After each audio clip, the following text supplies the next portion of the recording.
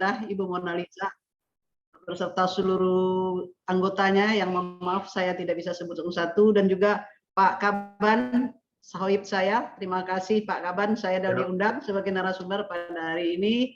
Mudah-mudahan kerjasama kita ke depan, khususnya untuk keluarga dan anak-anak kita di Kota Tangerang Selatan ini bisa lebih baik ke depan lagi. Dan juga yang saya hormati narasumber Pak Hasani Ahmad dari UIN. Selamat bergabung Pak, mudah-mudahan bantuan kolbu dari Bapak nanti bisa lebih memberikan pencerahan buat kita semua. Baik Bapak Ibu, saya tidak berpanjang. Pertama kita selalu panjatkan puji dan syukur. Alhamdulillah hari ini, walaupun kemarin saya sempat dirawat, tapi hari ini sudah sehat Bu Mona Lisa. Terima kasih atas atensinya dan juga salam dari teman-teman semua yang sudah memberikan doa untuk saya cepat sembuh, dan alhamdulillah sudah hari ini saya sudah bisa beraktivitas kembali. Bapak Ibu yang saya hormati, peran penting keluarga jauhkan dari ada narkoba ini adalah salah satu materi yang diberikan kepada kami. Memang bagaimana pentingnya peran keluarga ini akan sangat mempengaruhi karakter anak yang kita bentuk. Mungkin share langsung di materi pertama. Tadi Pak Wawang sudah menyampaikan, Kota Tangerang Selatan kita sudah mempunyai Perda, khususnya Perda P4GM ya, yang artinya kita sudah punya kekuatan hukum untuk bagaimana pencegahan narkoba di Kota Tangerang Selatan ini, dan juga kita sudah sudah memberikan aturan-aturan yang sangat menjelas dan kita patuhi bersama, dan ini wajib kita sosialisasikan bersama. Mudah-mudahan nanti polanya seperti apa akan kita bahas lebih detail secara teknis nanti. Bagian mana yang nanti Kesbang Pol mensosialisasikan, kemudian di posisi mana. Kalau kami mungkin ada di sekolah, ada di keluarga, silakan kita nanti berbagi untuk mensosialisasikan Perda ini, dan juga kita bekerjasama dengan BNN. Bisa di-share di slide kedua. Saya tidak bisa share dari sini nih. Ada panitia yang bisa bantu?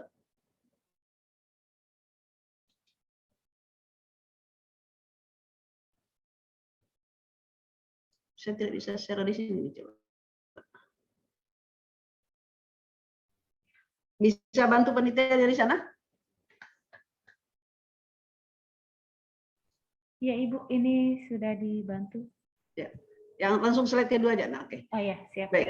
Baik Bapak Ibu yang saya hormati, yang saya banggakan, keluarga adalah bagian terkecil dari masyarakat yang terdiri dari suami, istri, anak. Ini sangat memiliki peran penting dalam membentuk karakter dan kepribadian bagi para anggotanya. Yang satu, semua anggota keluarga ini akan sangat penting jika satu keluarga itu paham betul masing-masing tugas dan fungsinya. Hilangnya peran penting dalam keluarga ini inilah yang sering menciptakan perilaku negatif, baik dari anak hingga nanti dia menjadi dewasa, dan juga bagaimana gampangnya nanti dia akan terjerumus ke salah satunya yaitu hal-hal yang negatif, yaitu narkotika atau narkoba. Nah, inilah bagaimana keluarga menjadi sentral penting dalam pembentukan karakter anak. Lanjut mungkin. Untuk menjalankan perannya, keluarga itu memiliki fungsi. Jadi kita harus menyadari setiap orang ingin berkeluarga atau mau menikah harus tahu dulu fungsi keluarga yang dia mau bina. Ya, dalam setiap keluarga itu dia harus mempunyai 8 fungsi keluarga agar dapat membentuk keluarga yang baik, tangguh, dan 8 fungsi keluarga masing-masing ini dapat dilakukan masing-masing punya tanggung jawab dan penyesuaian dengan perannya masing-masing. Bapak fungsinya apa, ibu fungsinya apa, anak fungsinya apa. Nah, untuk itu kita akan coba kupas satu persatu dari 8 fungsi keluarga itu. Lanjut. Nah, salah satu kita secara garis besar fungsi keluarga itu yang paling utama adalah fungsi agama. Tadi Pak Ponco juga menyampaikan bahwa Tangsel mencoba melakukan sosialisasi atau pendekatan pencegahan narkotika ini dengan pakai kolbu. Nah, fungsi agama di sini sangat penting ya, karena tanpa fungsi agama kita tidak punya arah, kita tidak punya aturan, kita tidak punya role yang harus kita patuhi. Kemudian ada fungsi sosial budaya, fungsi cinta kasih, fungsi perlindungan, fungsi reproduksi dan fungsi sosialisasi dan pendidikan, fungsi ekonomi dan fungsi lingkungan. Kita coba bahas satu persatu. Untuk fungsi agama. Next. Nah, fungsi agama. Keluarga adalah tempat pertama dan utama untuk membawa seluruh anggotanya melaksanakan ibadah dengan penuh keimanan dan ketakwaan kepada Tuhan Yang Maha Esa. Sehingga seluruh anggota keluarga mengetahui bahwa narkotika termasuk yang diharamkan. Tapi kita tahu bahwa setiap keluarga yang mau apapun agamanya, jika dia awalnya itu sudah berperan dan sudah mengutamakan agama, itu insya Allah mereka akan tahu, karena agama pun narkotika tetap menjadi yang dilarang. Ya. Nah, untuk peran agama ini kita dari kecil, anak-anak, tempat kita pertama kali mendapat pendidikan agama adalah di keluarga. Bagaimana seorang anak baru lahir diajarkan oleh ayahnya, kalau kita non muslim ya, kalau non muslim saya belum tahu, tapi kalau untuk orang muslim, setiap anak yang lahir itu diajarkan, artinya pertama kali yang disampaikan kalimat ke dalam pikiran anak itu, ke dalam otak anak itu adalah kalimat Allah. Artinya ini adalah salah satu fondasi. Nah, setelah itu, setelah anak itu tumbuh, kita sebagai orang tua harus betul-betul mendidik anak ini dengan tuntunan agama yang kita anut. Ya, jangan sampai kalau kita suruh anaknya sholat, kitanya nggak sholat misalnya. Atau kita suruh anaknya jam-jam sholat itu harus dimatikan TV, kita malah nonton TV ya. Memang inilah yang penting. Jadi role model, kalau kita berperan agama, salah satu utama, apapun yang kita tahu, apapun yang kita lakukan, apapun masalah yang kita, tapi kalau kita menjadikan agama menjadi salah satu fungsi yang harus dijalankan dalam keluarga itu, insya Allah hal-hal yang ada pun gelombang maupun apapun, kita akan kembali ke agama, insya Allah itu bisa teratasi dengan baik. Termasuk narkotika. Anak-anak yang dididik dengan agama yang baik, dia sudah tahu apa fungsinya untuk menahan diri, bagaimana caranya untuk dia tidak tergoda hal yang negatif, itu di pelajaran agama ataupun di didikan agama itu sudah sangat lengkap. Jadi Bapak Ibu, makanya kami menyarankan semua warga di Tangsel, khususnya pegawai negeri yang ada di Tangsel ataupun TKS, yang mau menikah harus mengikuti dulu namanya konseling keluarga, supaya dia tahu nih 8 fungsi keluarga ini, sehingga angka perceraian juga nggak tinggi. Dan rata-rata angka perceraian tinggi ini akibatnya juga anaknya akan tidak stabil atau gampang tergoda oleh hal-hal negatif termasuk narkoba. Oke, lanjut. Selain fungsi agama, kita juga harus menjalankan fungsi sosial budaya. Untuk keluarga, tempat pertama melestarikan budaya nasional, leluhur, aturan itu adalah di keluarga. Jadi bagi teman-teman yang berkeluarga, anak-anak itu belajar di rumah. Misalnya kita membiasakan di rumah anak-anak kita pakai pakaian yang tidak sopan, misalnya biasa aja pakai celana pendek atau tank top di rumah orang ibu, kemudian keluar ada tamu dibiasakan. Bagi dia juga kalau dia nggak melihat di rumah seperti itu, dia otomatis di luar menurut dia tidak ada apa-apa. Apalagi kalau yang agama tadi tidak kuat. Sehingga bagaimana sosial budaya atau budaya barat atau budaya Indonesia yang sudah kita pahami bersama itu harus diterapkan di keluarga. Jangan kita terpengaruh sekarang nih banyak film Korea, film barat yang dulu mungkin untuk ciuman di jalan itu aneh, masih tabu, sekarang sudah biasa karena kita sering lihat di TV. Padahal anak-anak TV sekarang itu penyaringannya juga sangat tidak ketat lah ya, sehingga kalau kita di dalamnya tidak kita tanamkan nilai-nilai leluhur, kemudian juga nilai-nilai ketimuran dan nilai-nilai kesopanan di dalam keluarga itu, dia akan pergi keluar, akan mencontoh, gampang mencontoh hal-hal yang ada di luar, sehingga dia akan semangat terbawa arus. Apa yang modern hari ini dia ikut semua, sangat terbawa arus yang lagi berkembang di luar. Tapi jika di dalamnya, di keluarganya, fungsi budaya ini dimantapkan oleh keluarganya, insya Allah anak itu tidak gampang terpengaruh. Walaupun dia bergaul dengan siapapun, tapi dia bisa membentengi dirinya. Karena dia yakin sudah ditanamkan dari kecil oleh orang tuanya, bapak ibunya, nilai-nilai leluhur yang baik di dalam keluarganya, termasuk sopan santun dan segala macamnya. Oke, lanjut di next berikutnya. Nah, sekarang pun cinta kasih dan sayang. Nah, ini yang sangat penting. Bapak Ibu, di zaman sekarang kita sudah banyaknya memakai sosmed, kemudian juga gadget, sehingga rasa kasih sayang antar keluarga itu jadi sangat berkurang karena kadang-kadang kita sibuk dengan gadget kita masing-masing. baik bapak, ibu, termasuk anak di dalam keluarga. Kalau zaman dulu kita mana berani, kalau kita lagi ngomong sama orang tua, ya mengalihkan pandangan ke tempat lain kita nggak berani, saking kita menghormati orang tua. Tapi zaman sekarang anak-anak kita tanya, dia dengan enak aja sambil main gadgetnya. Nah, tapi jika kita orang tua bisa menanamkan rasa cinta yang tulus kepada anak pada saat anak-anak tertentu itu, insya Allah dia akan menghargai kita. Dia akan mengurangi kecuekan mereka, dia akan memperhatikan kita lebih dalam lagi, sehingga dia ada rasa chemistry antara ibu dan bapak. Cinta itu bisa harus diungkapkan dan harus diapresiasikan. Jadi jangan zaman dulu kalau cinta aja, kita cinta sama anak, tapi untuk meluk anak aja kayaknya kagok. Ya, zaman dulu misalnya atau kita sekarang harusnya tidak. Rasa cinta kita baik kepada suami, kepada anak itu harus diekspresikan di depan anak-anak sehingga anak-anak tahu. Jadi anak-anak itu jika punya persoalan, jika punya masalah baik di antara temannya, namanya anak ini tumbuh besar ya, kadang-kadang ada hal-hal yang tidak maksimal tidak nyaman di dia baik di sekolah mau di temannya, dia harusnya lari ke ibu bapaknya. Dia lebih butuh pada saat dia butuh dicium, betul dipeluk oleh ibunya, harus diberikan kasih sayang itu sehingga dia merasa betul-betul dekat. Jadi anak itu tidak kaget tidak malu, tidak sungkan lagi jika sesuatu dia punya persoalan dia larinya ke orang tua, tidak ke orang lain melalui sosmed yang mungkin akan memberikan pengaruh negatif. Banyak kasus-kasus terjadi, anak-anak yang kurang mendapatkan perhatian dan kasih sayang di rumah, dia cari perhatian melalui sosmed. Di sosmed ini sekarang lebih banyaknya calon-calon predator yang memberikan pujian, yang memberikan rasa nyaman, rasa perhatian yang luar biasa ke anak-anak gadis kita atau anak-anak bujang kita, sehingga dia merasa, wah inilah yang orang yang bisa saya ajak bercerita. Selama-lama dia terjadilah satu komunikasi dan baru dia nanti akan melakukan hal-hal yang negatif. Nah, sehingga fungsi cinta kasih di antara keluarga ini betul-betul menjadi benteng. Jika anak-anak itu merasa di rumahnya penuh dengan cinta kasih, insya Allah dia tidak akan mencari di luar. Cinta kasih yang dia cari di luar adalah cinta kasih hanya semu sementara, tapi yang hakiki dia dapatnya di rumah. Yang betul-betul ikhlas dari ibu dan bapaknya. Anak sebandel apapun tidak ada yang orang tuanya akan tetap mencintainya.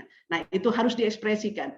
Jika dia salah, kita tidak menyalahin anaknya, tapi yang kita salahin adalah tingkah lakunya. Jadi kita tidak menyalahi anaknya, tapi apa yang dibuatnya itulah yang harus kita salahkan. Nah, ini perlu menjadi perhatian untuk ibu bapak yang hadir pada kesempatan ini, karena kita masih punya anak, baik itu ada yang gadis, ada yang sudah tumbuh dewasa, tapi ini adalah sangat penting mulai dari sekarang. Untuk cinta kasih kita harus ekspresikan, disampaikan dengan tulus. Jangan sungkan menyatakan ibu sayang sama kamu, bapak sayang sama kamu, itu nggak usah ditutupi lagi untuk menyampaikan hal itu. Kalau zaman dulu mungkin masih ada rasa kikuk dari orang tua, tapi kalau zaman sekarang anak perlunya ekspresi, perlu harus penyampaian yang terbuka seperti itu. Oke, kita lanjut ke fungsi perlindungan. Nah, ini juga jangan sampai setiap keluarga itu tidak menjadi pelindung bagi anaknya, ya. Jadi pelindung utama itu ada di dalam keluarga. Bagaimanapun anak ini di luar, seperti apapun anak ini dicap sama orang, kitalah pelindung utamanya, dengan catatan pelindungnya itu juga tidak asal. Karena kita anak main sayang, anak salah juga dilindungi, tapi caranya harus disampaikan, ya. Jadi keluarga menjadi pelindung utama yang kokoh, yang memberikan kebenaran, keteladanan kepada anak dan keturunannya. Jadi jangan sampai kita memberikan tingkah laku atau contoh-contoh yang negatif, misalnya anak nggak bagus nilainya, kemudian contohnya atau disogok gurunya atau disuruh anak nyontek segala macam supaya lulus, atau bagaimana caranya kita nggak. Nah, itu kan contoh-contoh yang tidak baik yang kita berikan. Inilah yang akan tertanam di diri anak. Jadi teladan kepada anak ini sangat penting. Dan anak ini akan mencari pelindungan yaitu hanya ada di keluarga. Jangan dia mencari pelindungan di luar, karena di luar itu akan sangat banyak, termasuk nanti teman-teman sebaya yang akan membawa ke arah negatif. Oke, lanjut, next. Ini fungsi reproduksi, ini penting. Kenapa saya sampaikan fungsi reproduksi? Karena keluarga lah yang mengatur reproduksi keturunan secara sehat. atau berencana ya. Jadi kami di dinas kami itu juga mengatur bagaimana kapan seorang anak itu boleh menikah sesuai dengan kesehatan reproduksinya. Kemudian bagaimana jarak antara hamil pertama dengan kedua sehingga kesehatan reproduksinya dan anak yang dilahirkan tumbuh dengan sehat dan sesuai dengan tumbuh kembangnya anak sehingga anak itu akan menjadi anak-anak yang generasi penerus yang tangguh dan berkualitas. Nah, untuk itu perlu juga kami sampaikan bahwa sekarang sudah ada undang-undang pencegahan perkawinan anak, yaitu tidak boleh mengawinkan anak di bawah 18 tahun. Nah, mohon nanti ini jangan sampai nanti kita nih yang di dalam kota Tangerang Selatan sendiri mengawinkan anak-anak yang di bawah umur. Ini menjadi perhatian kita semua. Ya. Oke, lanjut. Sosial dan pendidikan ini juga ya, keluarga berfungsi sebagai sekolah. Nah, tadi saya sudah sampaikan, anak itu akan belajar apa yang dilihat dan apa yang dia contoh di rumahnya. Guru pertamanya adalah ibu bapaknya. Ya. Kemudian kalau dia ke sekolah, dia akan mendapat tambahan pengetahuan, baik itu di PAUD, di SD maupun ini. Tapi yang tertanam pertama kali adalah di masa-masa emasnya, yaitu di umur 1000 hari kehidupan, yaitu mulai dari hamil sampai 3 tahun. Anak itu akan terbentuk karakternya pada umur-umur segitu. Begitu dia masuk 4 tahun, dia masuk PAUD, dia sudah terbentuk karakternya. Tinggal menyempurnakan, ya, tinggal mengembangkan. Jadi otak-otaknya, baik neuron-neuron di kepalanya itu, dia akan dibentuk pada umur 0 sampai 3 tahun. Jadi pada saat umur 0 sampai 3 tahun, disitulah nanti terbentuk tuh tali-tali neuron-neuron di otaknya itu nyambung. Mana yang baik, ya akan nyambung baik. Mana yang jelek, dia akan terputus. Kemudian juga akan tidak berkembang dengan maksimal sesuai dengan kemampuan yang harus dia punya. Oke. Sehingga pendidikan utama di sekolah itu adalah di rumah. Ya, anak-anak itu akan menjadi panutan masyarakat untuk dirinya sendiri. Jadi anak-anak itu akan belajar apa yang didapat di rumah. Oke, lanjut. Kemudian fungsi ekonomi ini juga harus menjadi perhatian. Keluarga harus mampu mandiri. Jadi bagi banyaknya kasus-kasus baik itu KDRT, baik itu penelantaran itu karena ketidakmandiriannya dalam ekonomi. Nah, sehingga pada saat kita melahirkan anak, kita tidak siap secara ekonominya, kemudian juga akan gampang terpengaruh oleh dunia-dunia yang memberikan cepat kaya. Misalnya salah satunya sebagai pengedar narkoba, kemudian penjual narkoba itu kan cepat dia iming-iming dengan uang. Kenapa? Karena kemampuan dari keluarganya tidak bisa mencukupi kehidupannya secara mandiri. Makanya setiap keluarga yang mau membentuk keluarga sudah harus memikirkan seperti apa untuk merintis dan ekonominya seperti apa. Mungkin tidak semua harus kaya, tidak semua harus juga susah, tapi kita tahu bagaimana cara menyelesaikannya. Jangan kita cari jalan pintas untuk mendapatkan keuangan atau rezeki yang tidak halal. Inilah yang harus kita tanamkan kepada anak-anak. Next, lanjut. Ini fungsi lingkungan. Ini juga perlu kita sampaikan kepada generasi kita sekarang dengan kondisi alam kita saat ini. Bagaimana apakah keluarga kita untuk memelihara pelestarian lingkungan ini memberikan yang terbaik kepada anak dan cucunya akan menjadi hal yang harus menjadi perhatian, karena nanti jika kita anak-anak kita biasakan dengan hal-hal yang tidak tahu cara membuang sampah, bagaimana mengelola limbah, ini akan membuat sebetulnya akan ada. Mungkin bisa diubah yang lain. Oke, next. Next, bisa lanjut. Ini perlu tadi 8 fungsi keluarga itu adalah suatu hal yang harus kita, setiap keluarga itu harus menjalankan 8 fungsi keluarga itu. Itu adalah kewajiban kita semua secara keluarga. Nah, sekarang ada hak anak yang dilindungi oleh Undang-Undang Nomor 235 Tahun 2014 tentang pelindungan anak, dan ini kita sebagai orang tua harus bisa memberikan hak anak ini. Ada 7 hak anak yang harus dipahami kita sama.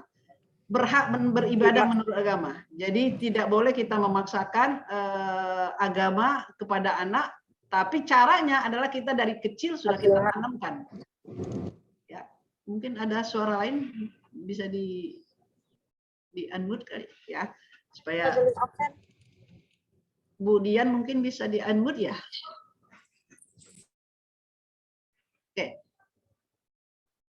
balik lagi ke tadi dulu sebentar, belum. Hak anak tadi mungkin bisa. Oke. Hak anak itu ya menjalankan ibadah, berhak mendapat pendidikan. Jadi untuk anak-anak mendapat pendidikan dan pengajaran itu adalah haknya dia. Jadi jika kita sebagai orang tua tidak memberikan pendidikan, kita termasuk yang menelantarkan dari undang-undang itu. Kemudian berhak memperoleh perlindungan dan di sekolah pun dia mendapat hak perlindungan. Baik itu dari kekerasan seksual maupun kekerasan. Jadi sekolah mempunyai kewajiban melindungi anak-anak didiknya. Sehingga jika ada terjadi sesuatu di sekolah itu, sekolah juga bisa dituntut, ya. Karena haknya anak untuk mendapatkan keamanan di sekolah. Kemudian bagi anak yang disabilitas itu juga berhak mendapatkan pendidikan luar biasa. Walaupun kita di Tangsel belum punya sekolah luar biasa yang negeri, tapi insya Allah ke depan ini akan menjadi salah satu perhatian kita bersama. Kemudian bagi anak-anak penyandang disabilitas juga berhak mendapat rehabilitasi, bantuan sosial, dan pemeliharaan taraf kehidupan sosialnya. Jadi memang tidak hanya anak-anak yang sehat, anak-anak disabilitas pun menjadi tanggung jawab kita sebagai negara maupun daerah, ya. Kemudian diasuh oleh orang tua itu juga haknya anak, ya. Kemudian hak memperoleh perlindungan. Next, lanjut. Nah, sekarang kewajiban anak. Mungkin karena di sini datanya orang tua, tapi kita sebagai orang anak juga wajib menghormati orang tua, menjaga kebersihan rumah dan lingkungan, wajib membantu orang tua, dan wajib mematuhi peraturan dan perilaku rumah. Ini kami sampaikan biasanya kepada anak-anak sekolah. Jadi mereka tidak hanya menuntut haknya, kewajiban mereka juga harus dijalankan. Baik, kita lanjut. Ya. Kunci jauhkan anak dari narkoba adalah satu, kuatkan fondasi agama sejak dalam kandungan. Itu yang tadi, fungsi agama. Kemudian menciptakan rumah yang sehat, serasi, harmonis, cinta, kasih sayang, dan komunikasi terbuka. Ini salah satu kuncinya, adalah komunikasi terbuka. Tapi komunikasi tidak akan terbuka jika kasih sayang tidak ada dalam rumah itu. Ya.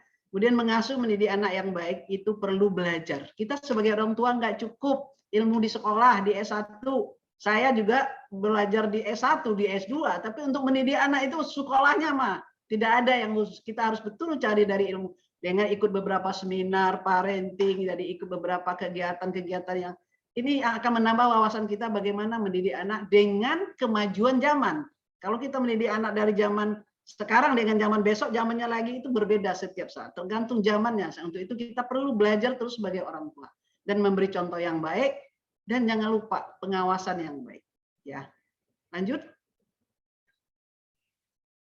Cara menanamkan atau menerapkan nilai moral dalam keluarga. Pertama kita harus pahami dulu apa yang kita mau sampaikan kepada anak dan anak memahami dulu. Kemudian apa itu dilatih dia untuk selalu melaksanakan apa yang sudah kita sampaikan tentang hal-hal yang positif, tentang hal-hal yang harus dibiasakan. Kemudian menjadi kebiasaan. Seandainya sudah itu menjadi kebiasaan, itu sudah akan melekat menjadi karakter anak. Jika anak-anak sudah punya berkarakter yang positif, dia tidak akan gampang terpengaruh oleh dunia luar. Apapun godaan dari teman, lingkungan. Tapi kalau karakternya sudah kuat, dia tidak akan gampang tergoda. Inilah yang harus menjadi perhatian untuk sampai ke karakter anak itu, kita perlu pembiasaan dan pelatihan yang tidak bosan-bosannya dari orang tuanya. Oke, next. Ini prinsip pengasuh anak. Jadi kita kadang-kadang punya anak itu ada berbeda-beda karakter, ada berbeda-beda tipe. Jadi harus ada, kita tidak boleh membeda-bedakan setiap anak satu dengan anak dua karena dia punya talenta berbeda. Kita tidak boleh memperlihatkan walaupun dalam hati kita tahu ini anak ini rapi, ini anak ini sembrono, tapi dalam hati aja tidak boleh disampaikan ke anak sehingga ini tidak akan mempengaruhi karakter anak ya. Kepentingan yang pertama yang harus menjadi perhatian adalah kepentingan terbaik untuk anak, bukan untuk kita. Kadang-kadang orang tuanya dulu tidak tercapai cita-citanya dipaksain ke anaknya. Ini yang sering menjadi anak-anak bikin frustasi ya. Kemudian kita harus memperhatikan hidup tumbuh kembangnya anak. Dan juga jangan lupa mendengar pandangan anak. Jangan sekali-kali bagi anak yang sudah tumbuh dewasa atau tumbuh remaja, jangan sekali-kali kita memaksakan kehendak tanpa mendengarkan pandangan dia. Kita boleh punya ide, tapi kita sampaikan kepada anak, nanti anak-anak akan memberi apa maunya dia. Kemudian kalau mauannya itu tidak positif buat kita, kita tinggal arahin ke arah yang positif. Next, lanjut. Pengasuh yang anak di rumah ya, ada peran. Jadi harus ada berbagi peran. Nggak bisa ibu doang yang mengurus anak di rumah dan nggak bisa juga ayah doang.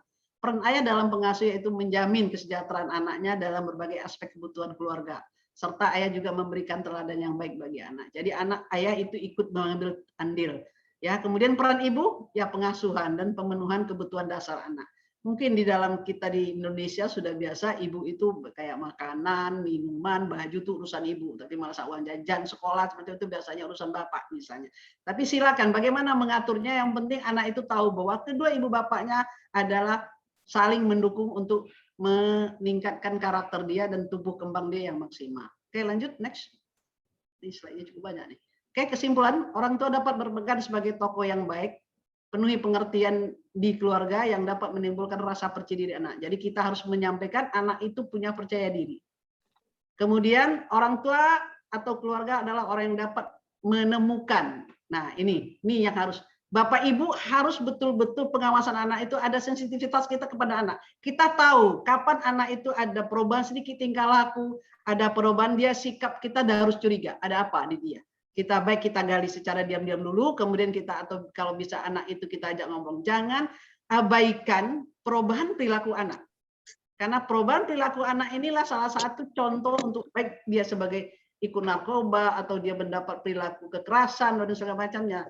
Kalau kita abai, ini kita akan semakin kadang-kadang dia takut bercerita kepada kita, sehingga Bapak Ibu harus memperhatikan perubahan sikap anak. Anak-anak sekarang memang mudi ya, sekarang mudinya baik, besok baik, tapi kita harus tahu kapan batasnya, maksimal mudinya itu boleh ditoleransi seperti apa. Ini yang harus orang tua mempelajarinya. Tindakan orang yang tepat di lingkungan keluarga dapat menyelamatkan anak dari berbagai macam gangguan di kemudian hari ini. Jika kita sudah memahami ada perubahan perilaku, kemudian kita cepat mencegahnya atau cepat memberi antisipasi. Kalaupun kita tidak mampu, kita punya konseling. Kita bisa punya konseling puspaga. Kita punya orang-orang lain yang di Tangsel ini sudah disiapkan untuk membantu Bapak Ibu dalam menghadapi persoalan anak. Sehingga anak ini tidak akan terjadi lebih parah lagi, baik itu apa yang dia lakukan maupun apa yang sedang terjadi di dirinya. Buat suasana rumah yang penuh kehangatan hingga membuat anak terbuka dari lingkungan. Ini terbuka ini yang harus ditanamkan. Oke, next. Next ya. Selalu ingat untuk beribadah. Oke, ini salah satu tadi ya. Kita walaupun kita hidup di dunia sekarang yang sangat macam-macam dinamikanya, tapi jika kita punya agama, kita selalu berdoa. Salah satu, kita kadang-kadang tidak mampu dengan fiksi, dengan omongan, tapi kalau kita meminta kepada yang kuasa, insya Allah kita lebih tenang dan lebih bisa.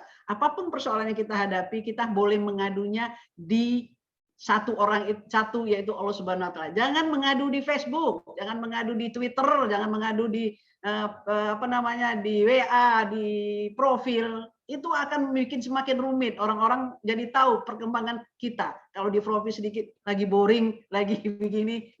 Tapi mengadulah kepada Tuhan jika kita punya persoalan. Karena tidak ada persoalan yang tidak bisa diselesaikan dengan baik oleh yang pencipta persoalan tersebut. Ya. Tetaplah menjadi yang terbaik dalam situasi apapun. Ini perlu dicamkan kepada anak. Jika orang tua menginginkan anaknya berperilaku baik, tentu orang tuanya terlebih dulu harus menunjukkan bagaimana harus berperilaku baik. Jadi bagaimana dia akan mencontoh ibu berkomunikasi dengan teman ibu berkomunikasi dengan suami, dengan mertua ibu, bagaimana ibu menghormati mertua, bagaimana ibu menghormati saudara-saudara dari pihak suami, dari pihak ini, itu akan dicontoh oleh anak. Nanti dialah yang akan persis mencontoh kita seperti apa nantinya. Oke, next.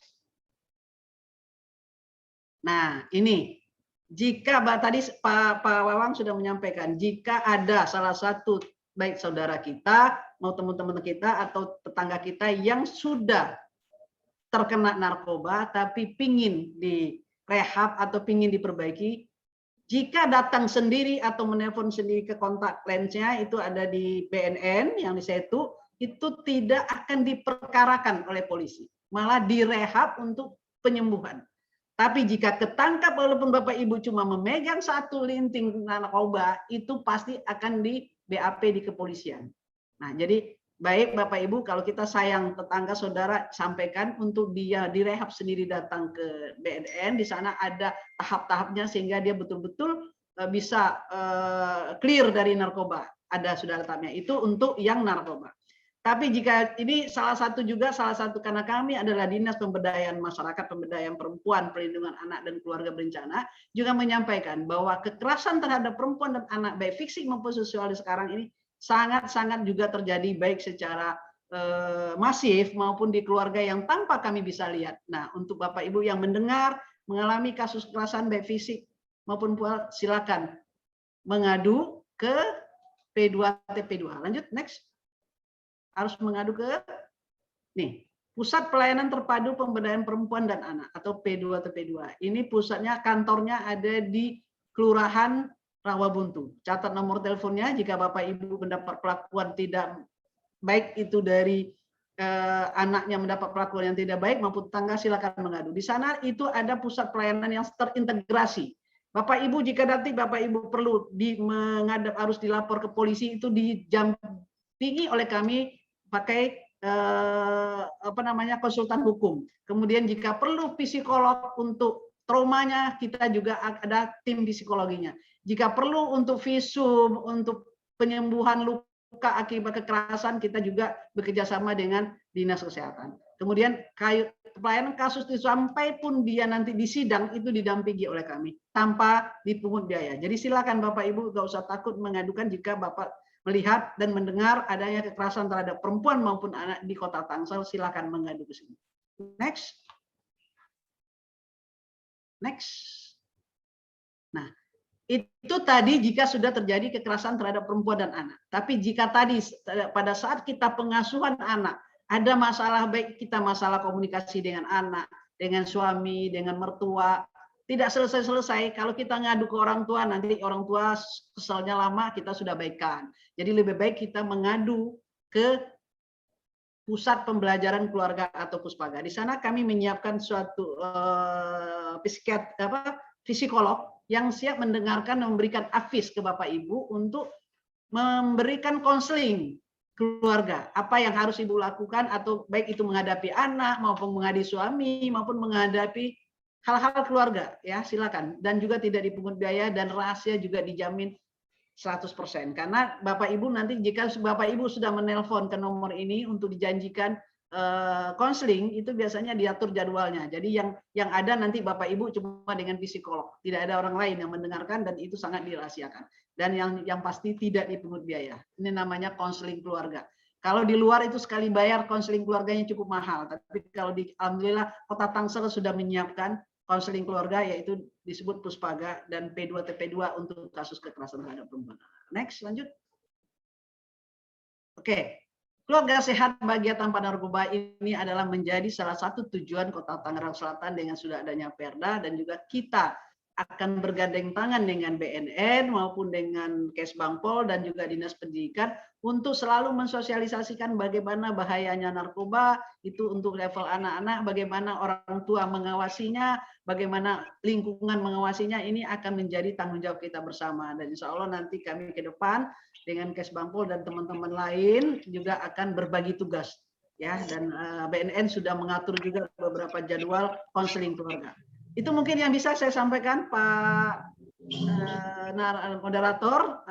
Mohon maaf jika ada hal yang kurang berkenan. Terima kasih atas perhatian Bapak Ibu semua. Mudah-mudahan apa yang saya sampaikan ini bisa sharing kita bersama. Ini bukan saya menggurui karena saya juga bukan termasuk yang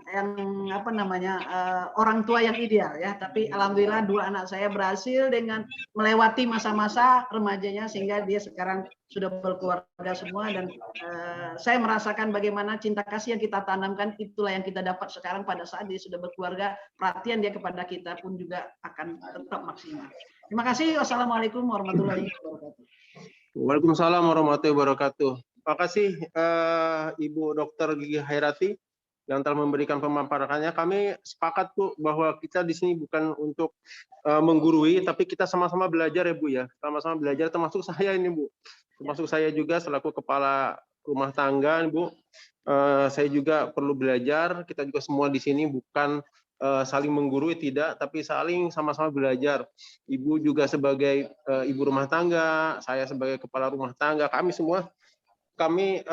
semua di sini sama-sama belajar Bu Hairati. Perlu yang saya garis bawahi bahwa fungsi keluarga itu memang betul-betul sangat penting, terutama dalam fungsi agama. Tadi Ibu Hairati mengatakan bahwa kuncinya adalah kuatkan iman, kuatkan agama. Terus komunikasi yang baik ada kasih sayang. Tanpa kasih sayang semua pasti akan sia-sia seperti itu ya Bu ya. Terus belajar dan saling mengawasi kita seperti itu. Jadi kita sepakat ya Bu Hairati ya dengan program-program kita bahwa fungsi utama itu adalah agama. Agama dan agama. Kalau kita di umat Islam dekati Al-Quran dan Al-Hadis. Ya mungkin itu selanjutnya pemateri kedua juga ada kaitannya dengan apa yang disampaikan tadi Ibu Hairati bahwa fungsi agama ini lebih mendalam lagi Bapak Ibu semua. Sengaja kami undang yaitu Bapak Dr. Haji Hasani Ahmad Said MA. Beliau ini adalah Rektor Kepala Universitas Syarif Hidayatullah Fakultas Ilmu Quran Ilmu Tafsir Bapak Ibu. Beliau lahir di Cilegon 21 Februari tahun 1982.